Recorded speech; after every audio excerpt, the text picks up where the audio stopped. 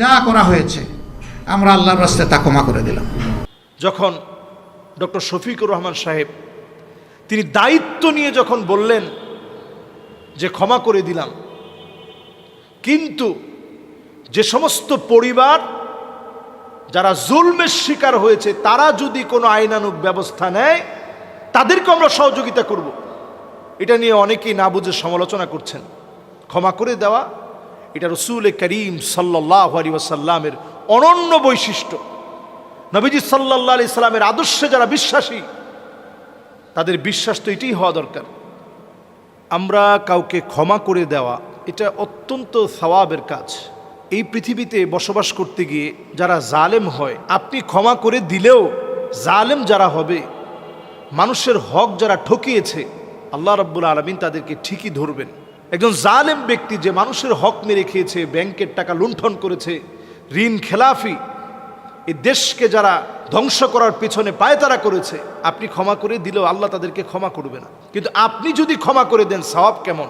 আমরা যদি ইউসুফ আলাইহিস সালাতু ওয়াস সালামের জীবনী থেকে দেখি, যে ভাইগুলো তাকে ঠেলে কুয়ার ভিতর ফেলে দিল, অন্ধকার কুয়া, বিশাল কুয়া, সেই কুয়ার ভিতরে যারা ফেলে দিল, ইউসুফ আলাইহিস সালাতু ওয়াস সালাম যখন খাদ্যমন্ত্রীর দায়িত্ব পালন করছেন ফাইয়ুমে বসে, এখনো পর্যন্ত সেই জায়গা আছে।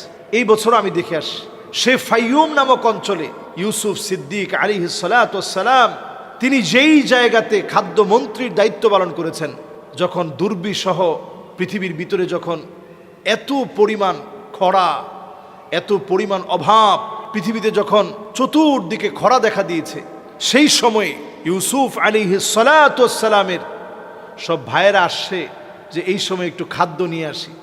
ইউসুফ আলাইহিস সালাতু ওয়াস সালাম দেখেই চিনে ফেলছে, এই তো আমার সে ভাইগুলো যারা আমাকে কুয়ায় ফেলে দিয়েছে।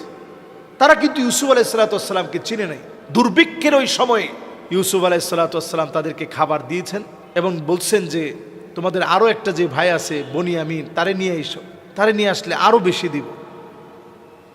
যখন নিয়ে আসছে, ইউসুফ আলাইহিস সালাতু ওয়াস সালাম এতদিন পরে আপন ভাইকে দেখে আবেগ আপ্লুত হয়ে গেছে।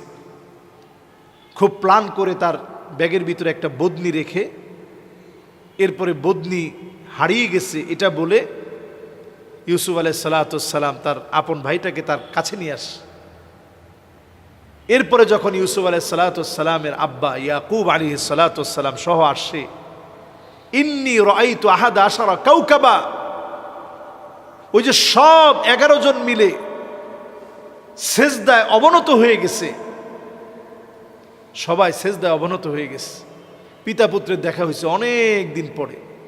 এটা বলার উদ্দেশ্য হচ্ছে এই, ইউসুফ আলাইহিস সালাতু ওয়াস সালাম কিন্তু একেবারে ক্ষমা করে দিয়েছেন এবং তিনি বলছিলেন লা তাসরিবা আলাইকুমুল ইয়াউম, আজকের দিনে কোনো প্রতিশোধ নাই, সবাইকে ক্ষমা করে দিলাম।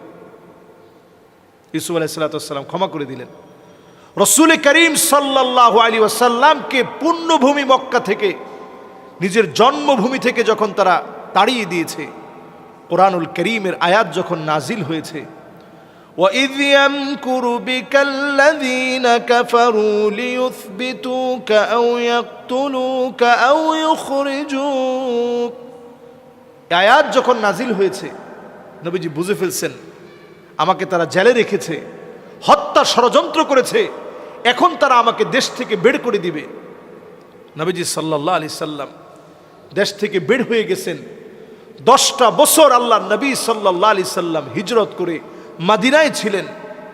বুকের মধ্যে সবসময় একটা পাথর বাঁধা থাকতো, কষ্টের পাথর, নিজের পুণ্যভূমি মক্কা ছেড়ে আসার একটা পাথর সবসময় বুকে নিয়ে চলতেন।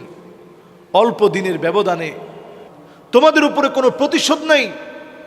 সদ্য প্রসূত শিশু বাচ্চা, তার যেমন কোনো চিন্তা নাই, টেনশন নাই, তোমাদেরও কোনো টেনশন করতে হবে না। আমাদের কোলে স্বাধীনতার পরম স্বাদে তোমরা থাকবে। আজকে আমরা দেখেছি আমাদের দেশেও যখন ডক্টর শফিকুর রহমান সাহেব তিনি দায়িত্ব নিয়ে যখন বললেন যে ক্ষমা করে দিলাম, কিন্তু যে সমস্ত পরিবার যারা জুলমের শিকার হয়েছে তারা যদি কোনো আইনানুগ ব্যবস্থা নেয় তাদেরকে আমরা সহযোগিতা করব, এটা নিয়ে অনেকেই না বুঝে সমালোচনা করছেন। ক্ষমা করে দেওয়া এটা রসুল করিম সাল্লাল্লাহু আলাইহি ওয়াসাল্লামের অনন্য বৈশিষ্ট্য। নবীজি সাল্লাল্লাহু আলাইহি সাল্লামের আদর্শে যারা বিশ্বাসী তাদের বিশ্বাস তো এটাই হওয়া দরকার। আবু বকর রাদিয়াল্লাহু তাআলা আনহু তিনি ক্ষমার দৃষ্টান্ত দেখিয়েছেন। ওমরে ফারুক রাদিয়াল্লাহু তাআলা আনহু ক্ষমার দৃষ্টান্ত দেখিয়েছেন। মিশরের একটা জায়গায় আপনারা ঘুরতে গেলে অবাক হবেন, বাহনেসা নামক একটা ময়দান আছে মিশরে, ময়দান বাহনেসা নামক একটি ময়দান।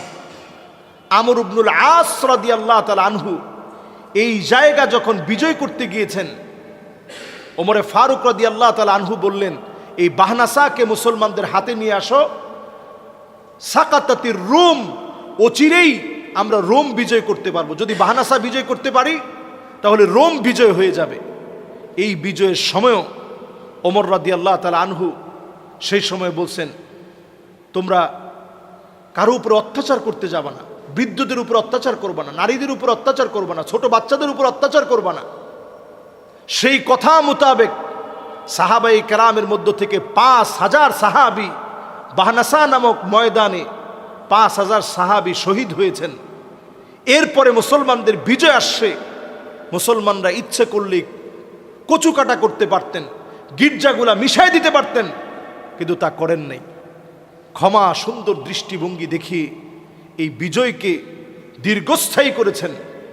এই জন্য আমাদের এই সময়ে আমাদের কাজ হচ্ছে আরেকজনকে ক্ষমা করে দেওয়া। এই ক্ষমা করে দেওয়ার মধ্য দিয়ে তাদেরকে কাছে টেনে বুকে আনা, তাদের সঙ্গে সুন্দর আচরণ করা, তারা যেন জালেমের সহযোগী জীবনে আর কোনো দিন না হতে পারে, যেখানে প্রয়োজন আইনানুগ ব্যবস্থা নেওয়া।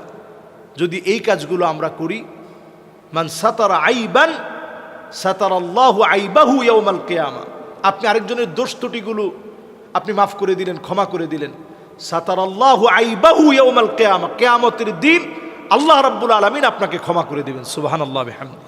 এজন্য আমরা আরেকজনের প্রতি হিংসাত্মক না হয়ে, আরেকজনের প্রতি তারা যেমন জুলুম করেছে আমরাও জুলুম করব, তারা যেমন টেন্ডারবাজি করছে আমরাও টেন্ডারবাজি করব, তারা যেমন চাঁদাবাজি করছে আমরাও চাঁদাবাজি করব, এই কাজগুলো না করে সুন্দর একটা দেশ গড়ার কাজে আমরা প্রত্যেকে মনোযোগী হই।